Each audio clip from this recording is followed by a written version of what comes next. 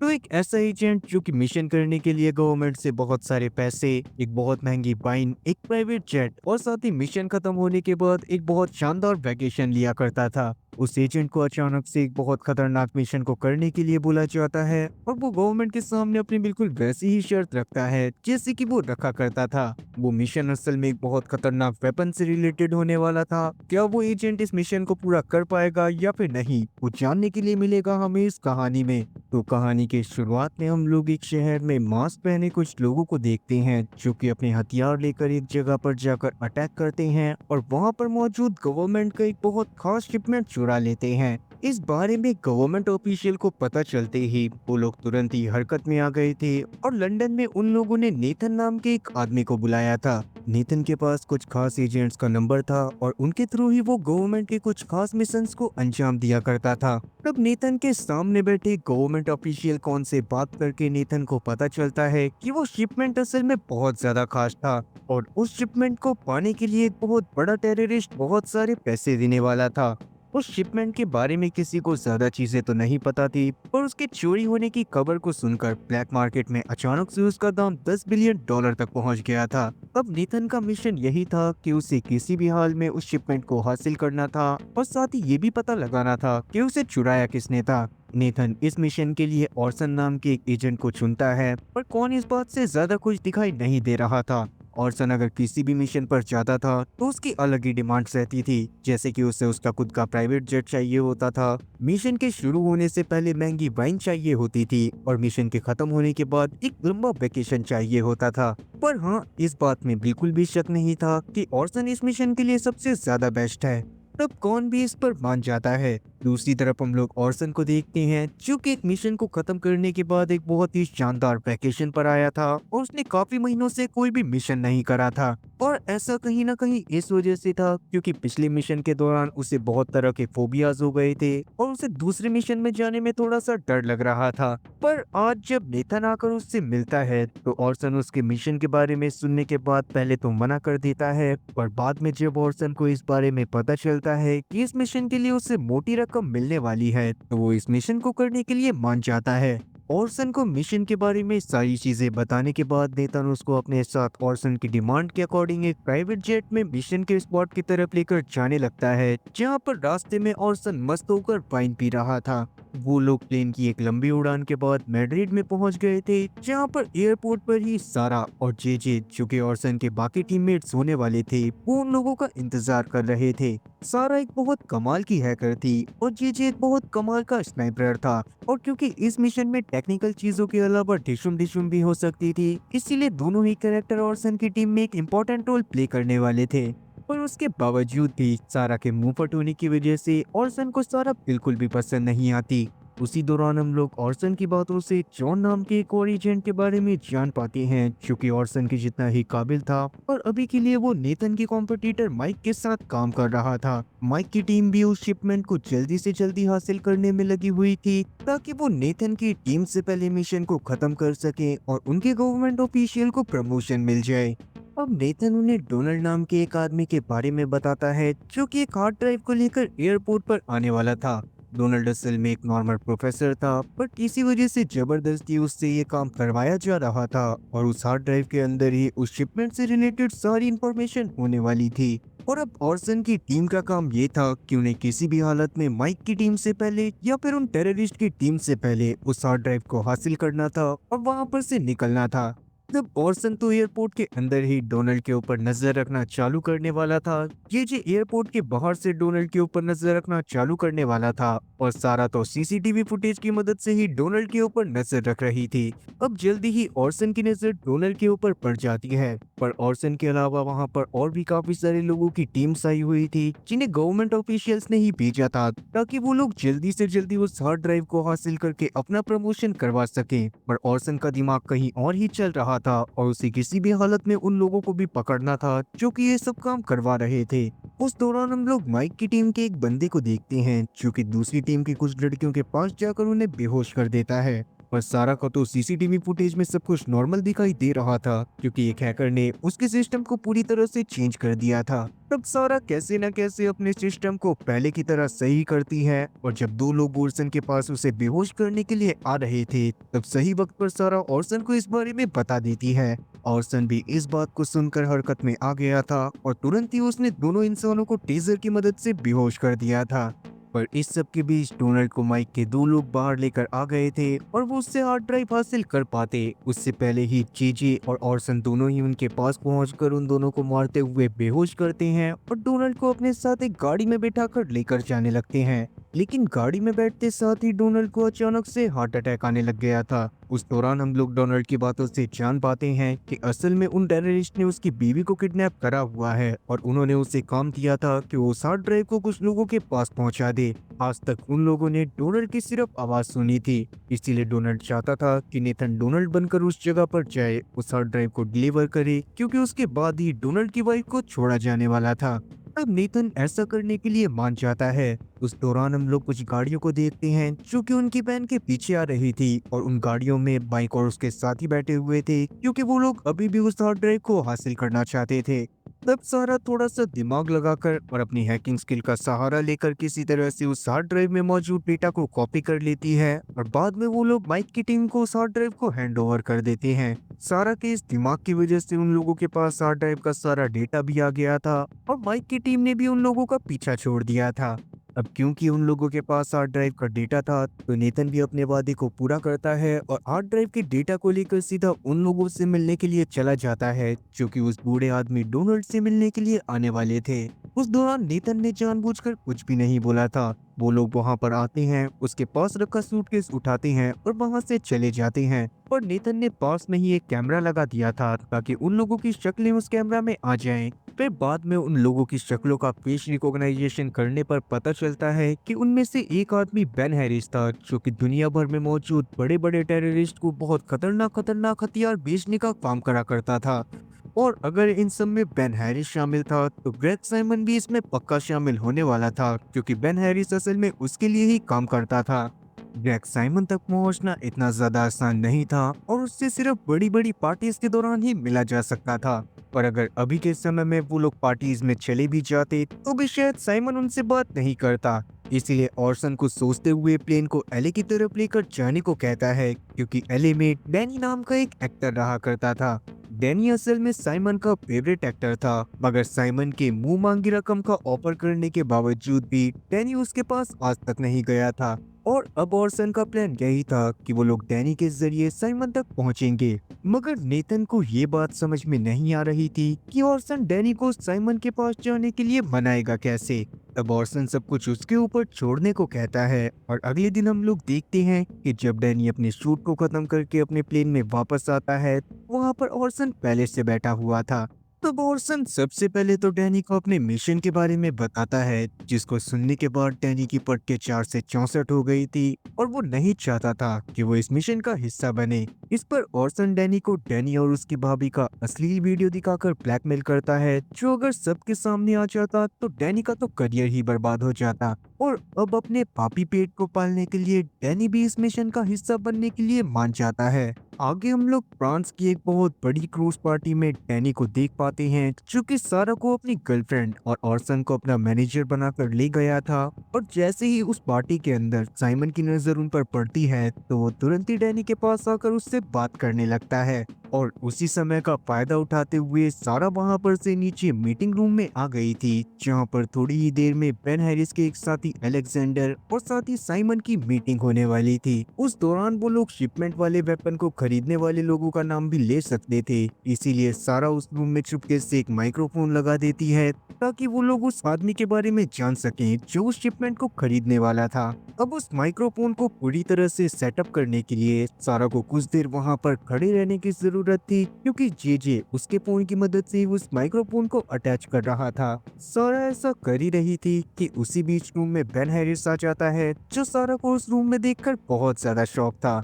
लेकिन उसे सारा के ऊपर बिल्कुल भी शक नहीं होता, क्योंकि सारा ने अच्छे से पूरे सिनेरियो को संभाल लिया था। और जैसे ही माइक्रोफोन का सेटअप खत्म होता है, सारा वहां से तुरंत ही ऊपर चली जाती है। इवन अब तक उन लोगों ने साइमन के फोन को भी हैक कर लिया था। वहीं पर हम लोग नेथन और जेजे को एक रूम में देखते हैं, जिन्हें अचानक से उस जगह पर माइक के एक आदमी के होने के बारे में पता चलता है। और जैसे ही वो उस बारे में ऑर्सन को बताते हैं तो ऑर्सन तुरंत ही उस आदमी को गोपचे में ले जाकर मारते हुए बेहोश करता है और बाद में वो उसे नहलाने के लिए समुद्र में ही फेंक देता है।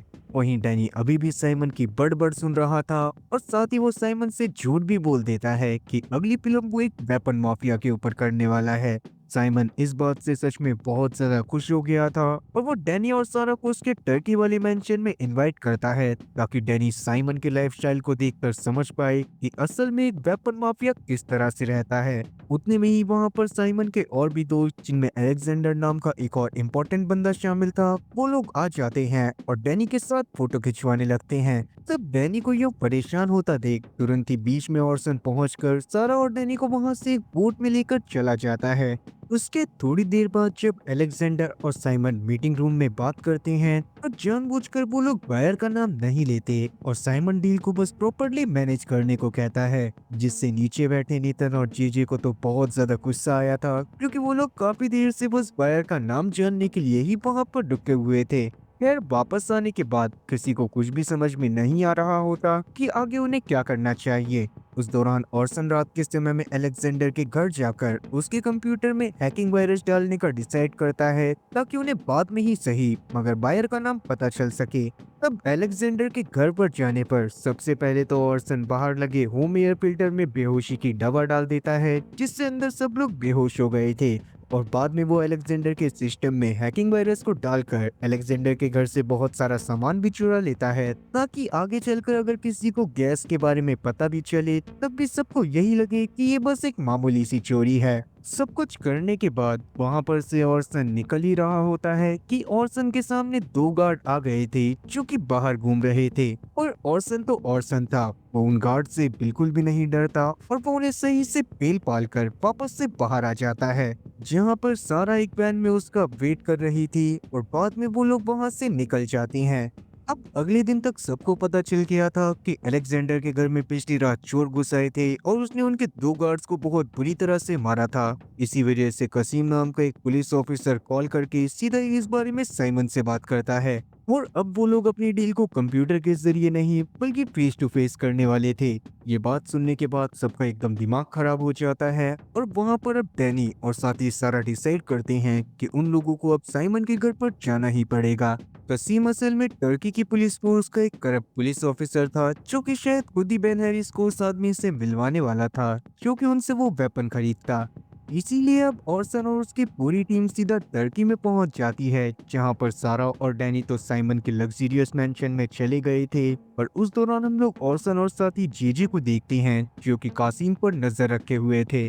सारा के साइमन के सामने जाते ही साइमन उससे डैनी के सामने ही फ्लर्ट करना चालू कर देता है और बाद में हम लोग देखते हैं कि वो डैनी को अपने साथ अपनी कार कलेक्शन दिखाने के लिए लेके जाता है, जहां पर डैनी की भी फेवरेट कार मौजूद थी। और जैसे ही साइमन को ये बात पता चलती है कि डैनी की वहां पर फेवरेट कार मौजूद है, तो वो डैनी को अपने साथ उस कार में घुमाने के लिए लेकर जाता है और साथ ही वो गाड़ी वो डैनी को ही गिफ्ट कर देता है। अब इसी टाइम को मौके की तरह देखते हुए सारा साइमन के रूम में चली जाती है, जहाँ के सीसीटीवी फुटेज को उसने पहले ही हैक कर लिया था। वहां पर जाने के बाद वो साइमन के कंप्यूटर को हैक करती है और उसमें उस शिपमेंट के बारे में सारी मौजूद चीजों को देखने लगती है। उस समय पर उसके सामने एक बहुत ज्यादा शॉकिंग चीज आती है कि साइमन ने उस शिपमेंट वाले कंटेनर में से सिर्फ एक AK-47 खरीदी थी और ये बात सच में बहुत ज्यादा अजीब थी। तब सारा को तो लग रहा था कि इतने समय से वो लोग गलत इंसान का पीछा कर रहे हैं, मगर ऑर्सन को अपने तजुर्बे के ऊपर बहुत ज्यादा भरोसा था। जब वो जेजे के साथ बैठा होता है तब उसे वहां पर माइक और उसके साथी भी दिखाई देते हैं और उतने में ही कसीम के पास वहां पर बेन हैरिस आ गया था, जो कि उससे बात करते हुए एक न्यूज़पेपर को पिक करता है और वहां से कहीं पर जाने लगता है। ऑर्सन ने भी बेन हैरिस का पीछा करना चालू कर दिया था और वो लगातार उसके फोन को हैक करने की कोशिश भी कर रहा था। पर जल्दी ही अकेले सड़कों पर घूमते हुए बेन हैरिस को इस बारे में पता चल जाता है कि कोई उसका पीछा कर रहा है। इसीलिए वो तुरंत ही वहां पर एक बहुत बड़ी बिल्डिंग की लिफ्ट में जाकर बिल्डिंग के ऊपर चला जाता है। इवन अब तक बेन हैरिस ने अपने कुछ चमचों को नीचे भी भेज दिया था ताकि वो लोग ऑर्सन की धुलाई पिटाई कर सकें, पर ऑर्सन उल्टा उनकी ही मरम्मत कर देता है और सीधा बिल्डिंग के ऊपर जाने लगता है। ऊपर हम लोग बेन हैरिस को देखते हैं जो कि एक आदमी को ऊपर से नीचे गिरा देता है ताकि वो अपने मरने का झूठा दिखावा कर सके, पर जैसे ही ऑर्सन ऊपर जाता है वहाँ पर पीछे से बेन हैरिस उसे धक्का देने की कोशिश करता है। ऑर्सन इस चीज के लिए पहले से तैयार था और उसने उल्टा बेन हैरिस को ही नीचे गिराकर जान से मार दिया था। इससे अब उन लोगों को बेन हैरिस का फोन तो मिल जाता है, मगर बेन हैरिस ही मारा जा चुका था। और थोड़े दिनों बाद बेन हैरिस को ही उस डील को कंफर्म करने के लिए जाना था जो कि कुछ लोगों के साथ होने वाली थी। और यहाँ पर भी अच्छी बात ये थी कि जिन लोगों से बेन हैरिस की डील होने वाली थी उन लोगों ने भी बेन हैरिस को कभी भी नहीं देखा था, इसीलिए बेन हैरिस की जगह पर ऑर्सन खुद उधर पर जाने का डिसाइड करता है। साथ ही सारा भी बेन हैरिस की वॉइस को कॉपी कर कर उसके फोन को इस तरह का बना देती है कि अगर कोई भी इंसान उसके फोन पर फोन करेगा और ऑर्सन उससे बात करेगा तो सामने वाले इंसान के पास बेन हैरिस की आवाज में ही आवाज जाएगी। अब डील के टाइम पर उस जगह पर बहुत सारे रशियन माफियाज आए थे जो कि उस शिपमेंट को खरीदने वाले थे, लेकिन ट्रांजैक्शन को पूरा करने के लिए ऑरिसन को 16 डिजिट के कोड की जरूरत थी जो कि सिर्फ साइमन को पता था। इसीलिए ऑरिसन बेन हैरिस बनकर बेन हैरिस के फोन से तुरंत ही साइमन को कॉल करता है और उससे उस 16 डिजिट के कोड के बारे में भी पूछता है। सारा ने पहले ही ऑरिसन की वॉइस को टैग करके उसे बेन हैरिस की वॉइस की तरह बना दिया था, इसीलिए साइमन को भी उनके ऊपर शक नहीं होता और वो खुशी खुशी उस 16 डिजिट के कोड को बता देता है। अब ट्रांजैक्शन तो खत्म हो गई थी, पर उसी बीच वहाँ पर अचानक से वो दो गार्ड आ जाते हैं जिन्हें ओरिसन ने अलेक्जेंडर के घर में पीटा था। उन लोगों ने ओरिसन को पहचान लिया था, जिस वजह से वहाँ पर मौजूद सभी लोग तुरंत ही ओरिसन के ऊपर गन तान लेते हैं। पर उस मोमेंट पर हम लोग पीछे से जेजे को देखते हैं जो कि पास में ही अपनी स्नाइपर लेकर बैठा हुआ था और वो एक एक करके सभी लोगों को जान से मार देता है। ऑर्सन ने भी वहां पर अपनी गन को निकालकर बहुत सारे माफिया को मार गिराया था।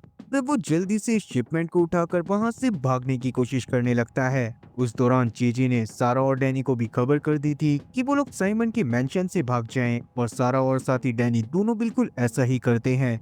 अभी भी ओरिसन के पीछे रशियन माफिया के बंदे पड़े हुए थे और ऊपर से माइक भी अपने हेलीकॉप्टर से गोलियां बरसाते हुए लगातार ओरिसन का पीछा कर रहा था। तब ओरिसन को अपनी गाड़ी को रोकना पड़ता है और जैसे ही वो गाड़ी को रोकता है तो माइक भी नीचे आ जाता है। उसने रशियन माफियाज के बंदों को जान से मार दिया था, ओरिसन से वो शिपमेंट हासिल कर लिया था। इवन उसने अपने बंदों को वहां पर छोड़ दिया था ताकि वो लोग ओरिसन को जान से मार सकें, जिससे ओरिसन को ये बात पता चल गई थी कि माइक असल में उस शिपमेंट को गवर्नमेंट के लिए नहीं बल्कि अपने ही किसी क्लाइंट के लिए हासिल करना चाहता था।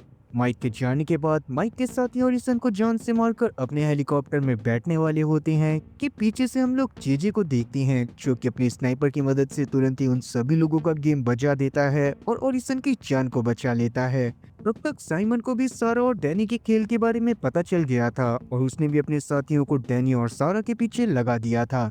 सारा चलती हुई गाड़ी में अपनी शूटिंग स्किल को दिखाते हुए साइमन के बहुत से लोगों को मार देती है और उतने में ही वो लोग एक टनल में पहुंच गए थे और उसी टनल के बाहर थोड़ी ही देर में ओरिसन और जेजे भी पहुंच जाते हैं और वो लोग उसी हेलीकॉप्टर में आए थे जिसमें माइक के साथ ही माइक के पास जाने वाले थे। सारा और डैनी की गाड़ी के बाहर निकलते ही वो लोग अपनी मिसाइल को टनल की तरफ छोड़ देते हैं, जिससे अंदर मौजूद सारी गाड़ियां ब्लास्ट हो गई थी। तब सारा और डैनी भी जल्दी से हेलीकॉप्टर में आकर बैठते हैं और वो लोग वहां पर से एक सेफ लोकेशन की तरफ निकल जाते हैं। अभी तक उन लोगों को इस बारे में नहीं पता था कि उस शिपमेंट के अंदर किस तरह का हथियार है और इसीलिए वो साइमन को ब्लैकमेल करके उस शिपमेंट के बारे में जानने की कोशिश करते हैं। साइमन के घर में जाने के बाद सारा, डैनी और ऑडिसन उससे मिलकर ब्लैकमेल करते हैं और साइमन उन लोगों के बारे में बताने के लिए तैयार हो जाता है जो कि उस वेपन को खरीदने वाले थे।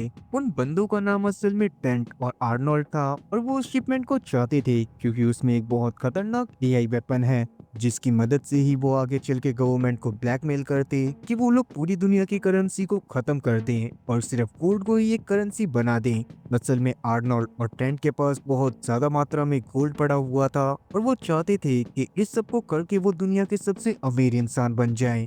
क्योंकि साइमन को तो अपनी जान बचानी थी, इसीलिए वो आर्नोल्ड और ट्रेंट के इलाके पर सीधा ओरिसन और उसकी पूरी टीम को ले जाता है और वहां पर ही थोड़ी देर में माइक भी उस शिपमेंट को लेकर आने वाला था। माइक के वहां पर पहुंचने के बाद डैनी और साथी साइमन तो ऊपर जाकर ट्रेंट और आर्नोल्ड से बातें करने लगते हैं और नीचे हम लोग जीजी और साथी ओरिसन को देख पाते हैं जो कि बिल्डिंग में घुस गए थे और वो एक एक करके माइक, ट्रेंट और साथी आर्नोल्ड के सारे गार्ड्स को मारते जा रहे थे। और जहां पर माइक, ट्रेंट और आर्नोल्ड की डील होने वाली थी, वहां पर हम लोग साइमन को देखते हैं जो कि बीच में कुछ ऐसी बातें बोल देता है जिससे दोनों ही समूह के बीच में लड़ाई होने लग गई थी।